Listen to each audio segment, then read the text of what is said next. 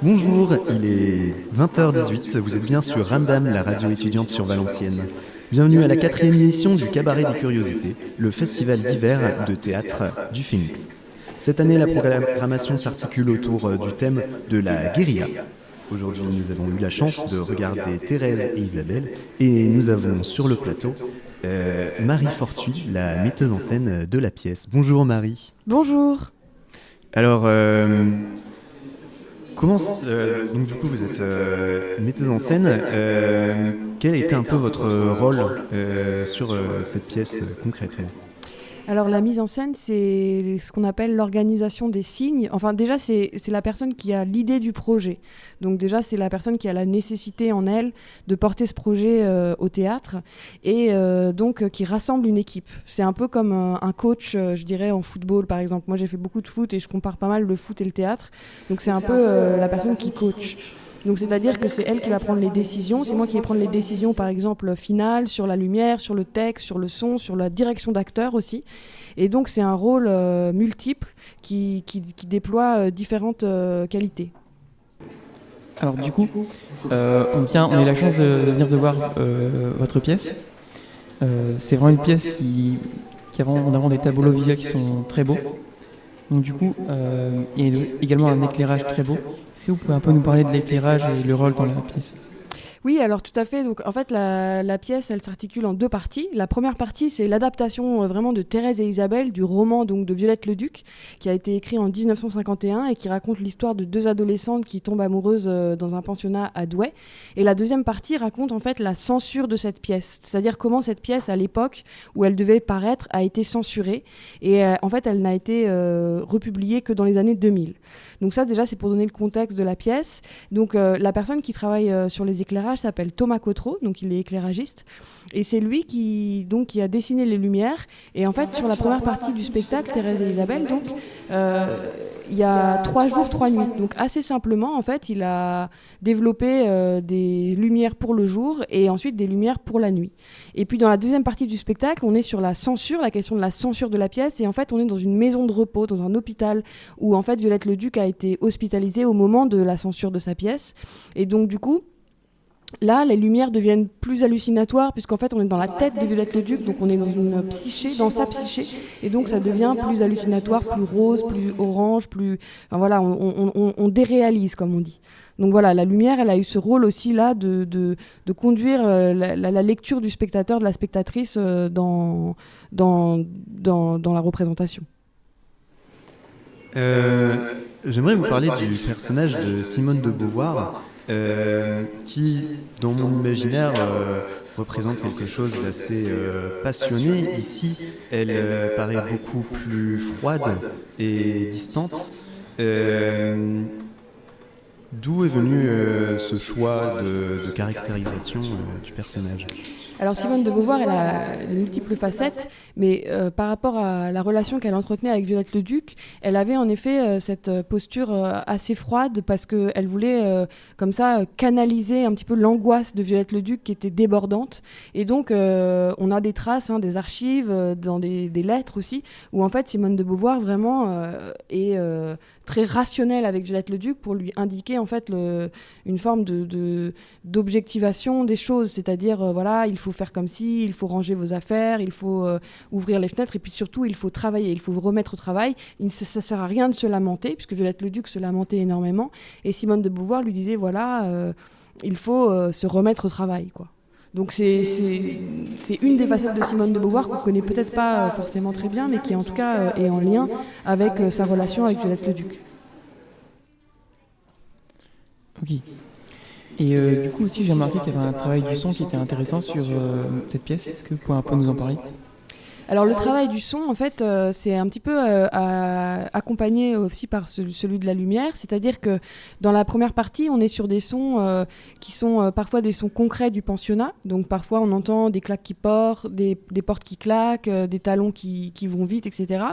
Et puis il y a aussi des créations sonores qu'elle a faites, et c'est Elisa Monteil qui a fait le son, elle a créé comme une sorte de poésie sonore par exemple, un des moments qui s'appelle le moment des rafales, où elle se retrouve, elle se tombe dans les bras, etc.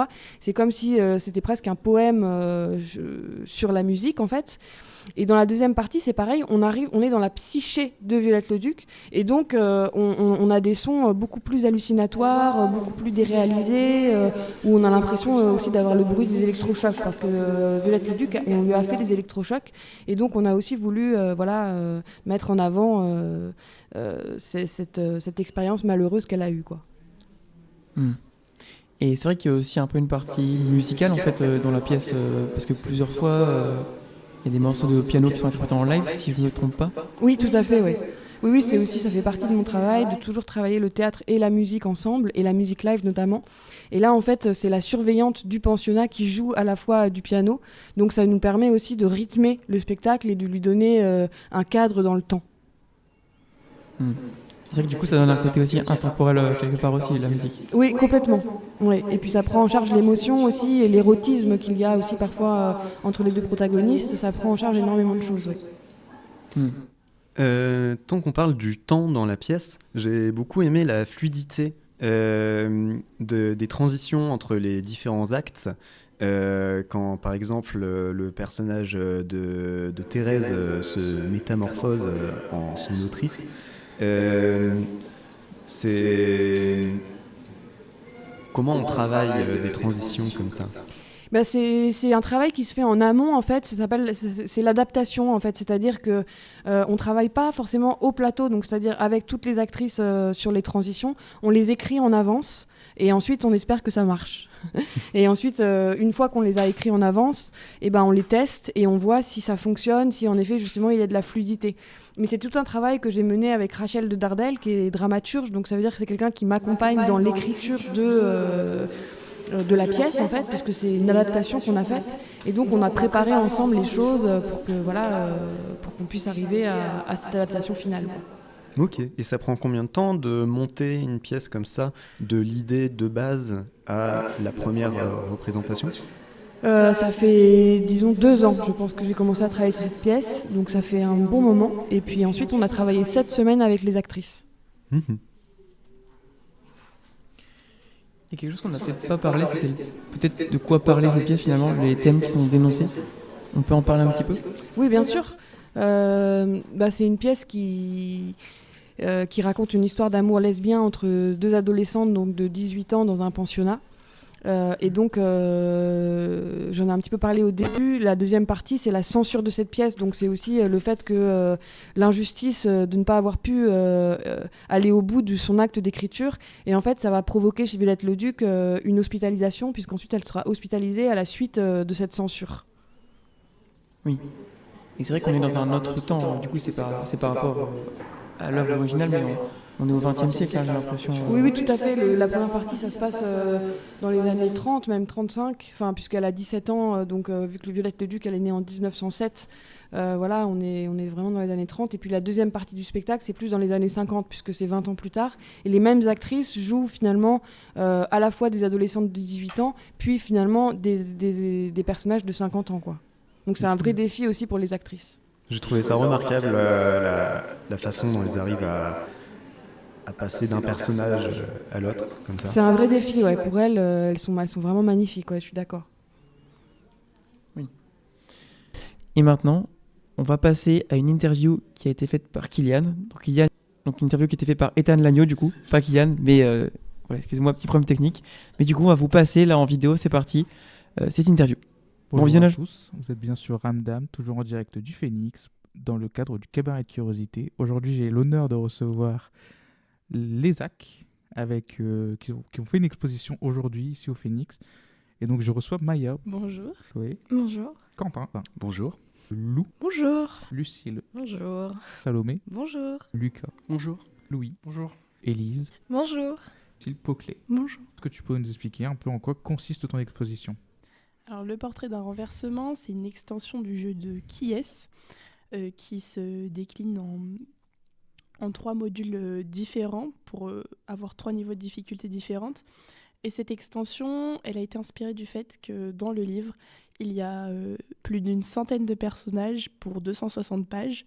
Donc l'idée, c'était de pouvoir permettre au lecteur, avant de lire le livre, de s'imprégner des personnages, car ce jeu, du coup, cette extension est accompagnée d'un dépliant qui donne des informations sur chacun des personnages. Alors moi j'ai fait une sorte de journal de bord dans lequel j'ai illustré les privilèges tels qu'ils étaient avant et qu'est-ce qu'ils sont devenus après. Moi, je me suis concentrée sur l'histoire du bâtiment dans lequel se passent les événements de la pièce sur laquelle on travaille. Et du coup, je me suis dit à quoi ça ressemblerait un 4 août 1789 antispéciste. J'ai réalisé un court-métrage d'animation intitulé Mademoiselle, qui raconte l'histoire de la guillotine. Donc je parle de sa création, de comment elle a été pensée, pour quelles raisons, un peu de son histoire, et je vais jusqu'à sa disparition, son abolition, et en lui donnant un petit ton humoristique, parce que du coup je personnifie la guillotine, qui devient un personnage à part entière. Et voilà, j'essaie d'en dire un maximum, raconter quelques petites anecdotes historiques, en démentir d'autres aussi. Alors moi j'ai choisi de parler du point de vue de la démocratie en France et de comment est-ce qu'elle s'est construite après la Révolution française. Moi je travaille autour de l'applaudissement. Dans le livre de Bertrand Guillot, il y a beaucoup de moments où il explique qu'il y a eu une surenchère d'applaudissements. C'est un peu une sorte de concurrence d'applaudissements et qui s'encouragent mutuellement, ou même involontairement, avec les applaudissements, ils s'encourageaient à abolir tel ou tel privilège. Et j'ai voulu parler de ça dans mon installation et évoquer, on va dire, cette force inconsciente qui apparaît à travers de l'applaudissement. Je fais un projet qui vient de chez moi. En fait, je suis originaire de Boulogne-sur-Mer. Et en lisant le livre, je me suis tout simplement demandé ce que l'abolition des privilèges et donc la Révolution française avait si elle avait impacté ma ville, etc. Il est autour de la censure. Parce qu'il est évoqué plusieurs fois dans le livre L'abolition des privilèges. Je me suis surtout posé la question de comment représenter la censure. Pour ma part, j'ai choisi de faire des recherches plus sur les salons du XVIIIe siècle, qui étaient donc tenus majoritairement par des femmes nobles. Et je me suis posé la question de qu'est-ce qu'était un salon actuellement. Et j'ai choisi donc d'en recréer un sous forme de podcast. Il y en a 2 qui sont des podcasts de discussion et un autre qui aborde plus d'un côté historique et donc l'histoire des femmes. Pour parler un peu plus du livre L'abolition des privilèges de Bertrand Guillot, est-ce que tu pourrais m'expliquer un peu une scène qui t'a marqué et si tu as aimé le livre? J'ai beaucoup apprécié le lire, c'était très fluide. Il y avait un peu des touches où il apportait plus des choses contemporaines et c'était très agréable à lire pour moi qui lit pas, qui a du mal à accrocher au livre, surtout d'histoire. J'ai beaucoup aimé le livre, il est très drôle. Ce livre était vraiment sympa à lire. Il était à la fois simple à lire et très actuel, très contemporain. C'est une relecture contemporaine de l'histoire de la Révolution. Faire des liens entre le passé et le présent, c'est un peu le principe même de l'histoire, puisque cette phrase qu'on nous ressort souvent en cours d'histoire, qui est un peu ennuyante, d'apprendre des erreurs du passé pour ne pas les refaire. En vrai, on le dit tout le temps, mais c'est vrai. Donc je trouve que c'était assez pertinent de la part du livre de faire des parallèles entre l'événement historique de l'abolition des privilèges et ce qui se passe aujourd'hui. Comme l'ensemble des personnes qui ont créé ce projet d'exposition, tu fais aussi partie de l'ESAC de Cambrai. Est-ce que tu peux nous parler un peu de ta spécialité à toi ? Alors, à l'ESAC, on fait du graphisme, mais pas que, on fait de l'art aussi. Et moi, mes spécialités, c'est plus, je dirais, l'illustration, beaucoup. Et aussi un peu la vidéo et l'édition, mais surtout l'illustration. Je fais plein de trucs. Du coup, je me perds dans plein de trucs. Mais en ce moment, ce que j'aime beaucoup, c'est donc bien sûr le dessin qui, du coup, reste de A à Z. Mais c'est surtout l'attrait sur la mémoire et l'objet. Parce que, en fait, j'aime beaucoup les histoires sur les objets qui paraissent anodins et qui ont une histoire super cool, super extraordinaire, etc. Donc, en fait, c'est le rapport entre l'histoire d'un objet et l'esthétique même ou la fabrication même d'un objet. Je m'intéresse aussi beaucoup à la photographie. J'utilise pas mal la photo et la vidéo en général dans mes projets. C'est vraiment un médium qui m'intéresse. J'ai déjà fait beaucoup de projets avec et je suis en compte d'en faire beaucoup plus. Si tu pourrais donner un mot, un conseil à une personne pour venir voir l'exposition, ça serait lequel? J'invite vraiment les personnes à profiter, à essayer de s'imprégner du mieux possible des travaux et à se plonger dedans en fait, à se laisser un peu porter, je dirais, par les effets visuels, les effets sonores, parce qu'il y en a beaucoup dans ce qui est proposé, donc c'est très chouette.